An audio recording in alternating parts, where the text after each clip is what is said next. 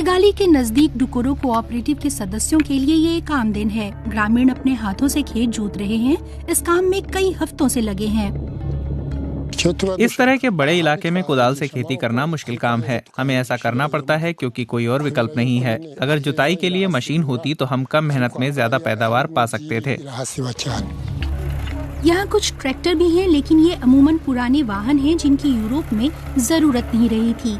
ये शोर और प्रदूषण फैलाते हैं। डीजल भी हमेशा उपलब्ध नहीं होता और ईंधन के बढ़ते दामों का मतलब है कि ये जेब पर भी भारी पड़ेंगे।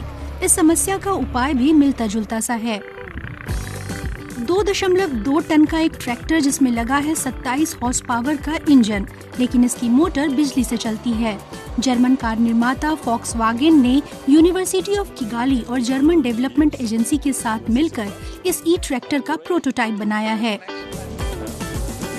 इस डीजल ट्रैक्टर को इलेक्ट्रिक ट्रैक्टर में बदला गया है। हमने डीजल इंजन को इलेक्ट्रिक मोटर में बदला है और ऊपर बैटरी रख दी है। वहाँ आपको स्वैपिंग डेस्क दिख रहा है, आपको दूसरी बैटरी दिख रही है। जब आप यहाँ आते हैं तो आप इसे आगे पीछे कर सकते हैं और तब यहाँ से बैटरी निकाल सकते हैं। फुल चार्ज बैटरी को यहाँ से ट्रैक्टर पर रखकर काम चालू कर सकते हैं।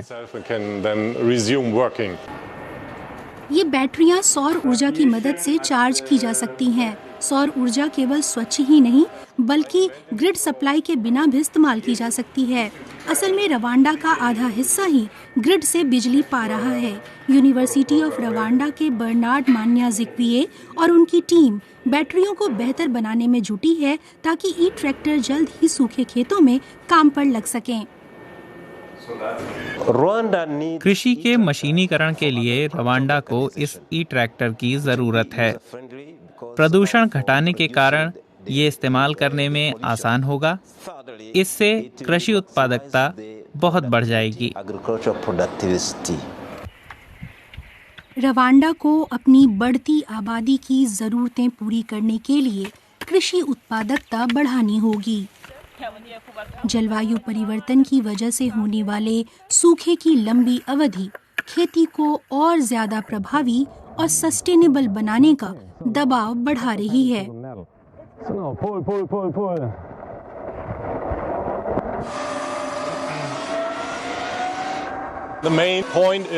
इलेक्ट्रिक ट्रैक्टर को सरल और आसान बनाना ही मुख्य लक्ष्य है, क्योंकि ये चलाने में आसान होना चाहिए।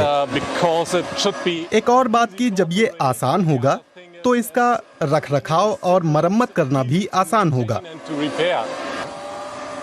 ट्रैक्टर के प्रोटोटाइप को रवांडा के खेतों में काम करने लायक बनाने के लिए इसे और सुधारा जाना बाकी है।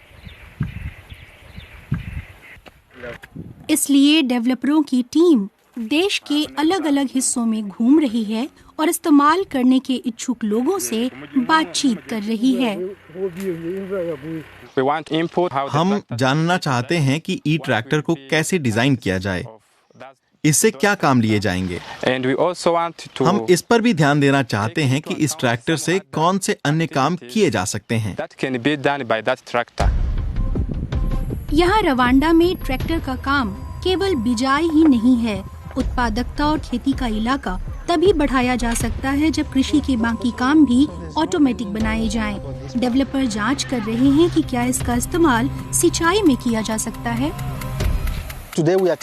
आज हम इलेक्ट्रिक ट्रैक्टरों पर पंप चलाने का प्रयोग कर रहे हैं ताकि आप हल के साथ इसका इस्तेमाल जुताई के लिए कर सकें। इसके साथ आप एक प्लांटर भी जोड़ सकते हैं। 2 या 4 प्लांटर ये खींच सकता है। तब इसका इस्तेमाल बीजने के लिए कर सकते हैं। इसके अलावा कुछ अन्य काम भी इस ई ट्रैक्टर से हम ले सकते हैं, जैसे स्प्रे करना और फसलों को कीड़ों और बीमारियों से बचाना। सारा काम अब तक हाथ से होता था। बहुत से किसानों को अनुमान नहीं है कि ये ई ट्रैक्टर कब तक बनकर तैयार हो जाएगा, लेकिन इस बात का पूरा एहसास है कि ये क्या फर्क ला देगा। अगर सच में ऐसा कोई ट्रैक्टर है और हमें उपलब्ध है तो ये किसानों का बड़ा मददगार होगा। फिर ज्यादा मेहनत करने की जरूरत नहीं रहेगी।